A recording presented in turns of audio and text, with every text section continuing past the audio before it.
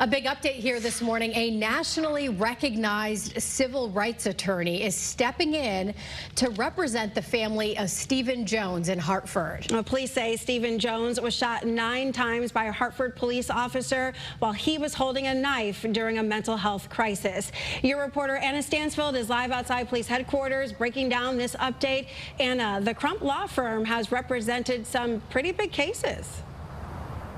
Yeah, Tracy, Caitlin, good morning. That's right. They've represented the families of George Floyd, Breonna Taylor, Trayvon Martin, and several other massive, very high-profile cases across our country. Now they're making their way to Hartford to take on the case of Stephen Jones, and they'll be here this afternoon.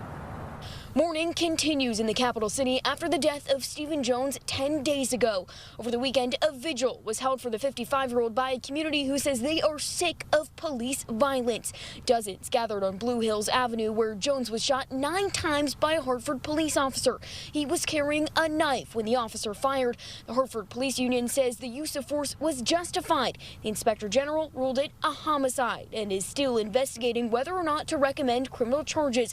And today, the Ben Crump Law Firm is stepping in as Jones's family seeks answers, accountability, and changes to how law enforcement responds to mental health crises.